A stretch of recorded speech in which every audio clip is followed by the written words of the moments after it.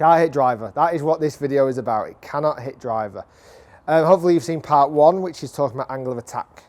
How we hit the golf ball more on the way up to at least have a fighting chance of hitting one of the scariest golf clubs in the bag, the driver.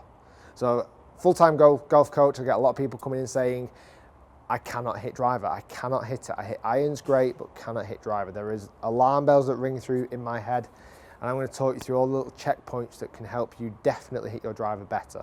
The first video, which should already be on my channel, is all about the attack angle and how we set up. If you've not seen that and you've jumped to this one straight away, just quickly go and watch that first one and then join us back here again, because I think that's really important. Right, the first thing that comes into my head when someone says to me they can't hit driver, and I'm not just talking they hit it a little bit right. When they say I cannot hit driver, I can't, I revert, not, I don't bother, I hit 3-wood or I hit an iron.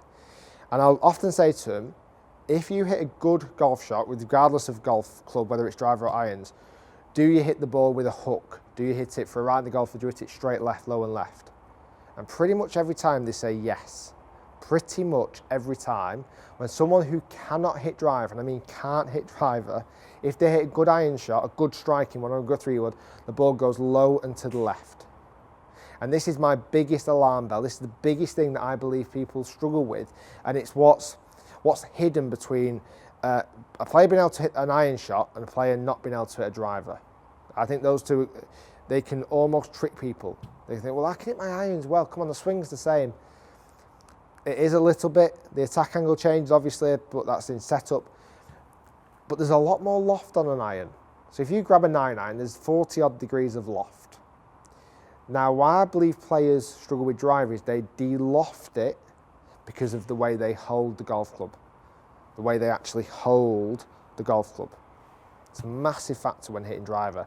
Now, let's say you hold it in a strong grip, which is most golfers who say I can't hit driver normally hold it in a ridiculously strong grip, where for right in the golfer, the top hand is too far over this side, the right hand is too far under. That is the first thing that I'm looking out for when someone says I can't hit driver. Because what happens then is, as your arms naturally come back into the ball, they want to shut the face. As soon as you shut the face, you de-loft the face. So this has got 9 degrees of loft, 9.9 to be exact. If I was to shut it down, like on that first shot, I've now got no degrees, maybe even minus degrees worth of loft. Let's say I take 10 degrees of loft off that. It's the minus degrees of loft. If we did it with a 9-iron, it's not the end of the world, because we started with 42 degrees of loft. If we take 10 off it, it's not the end of the world. Can you see why I feel like players can sometimes hit irons well, but not driver? So you've got to have a look at your grip. If you can't hit driver, if you cannot hit driver. And I promise you, most of the time when players say that, they hold it far too strong. And even if they were set up to hit behind the golf ball, so I'm really holding it strong here, ridiculously strong. Even if they were doing everything that I talked about in the first video, staying behind it, hitting up, they will hit a shot, and this feels like it's going to go so far left it's untrue. They will hit a shot which will do this. And that's me saying I can't hit driver. I cannot hit driver. Yeah, I reckon my angle of attack was okay that time. Let's have a quick look. So this is what I told us to work on last video, was this. 2.9 degrees up. I hit up on the ball. Why have I not hit the greatest shot in the world? Because, look at the loft. The loft has gone down to 6.6 degrees. Some putters have got more loft than that.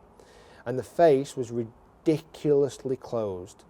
When the face is closed, the loft will diminish. It'll go.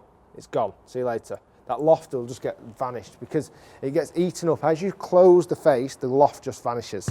Now then, this is the thing then. What happens is golfers will learn, certainly who can't hit drive with a strong grip, to really try and hit it from the inside, but that doesn't make things any better at all. If anything, we end up bottoming out too much behind the ball, we end up hooking it more, we end up hitting the ball lower and left.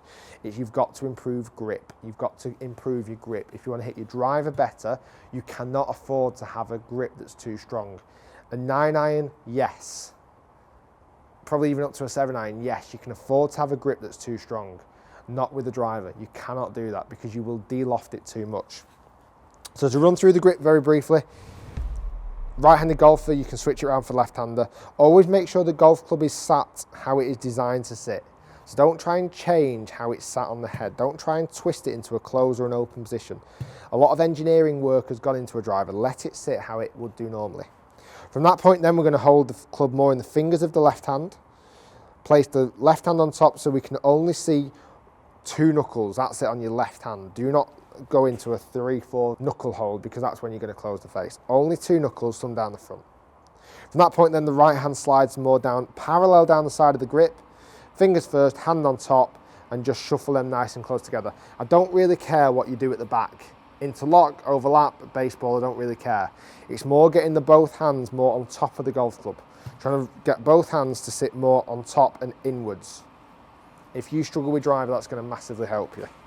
So now, I'm going to do the same swing with a neutral grip. Now I've got a neutral grip, not a super strong grip. Neutral grip, and hit a normal shot.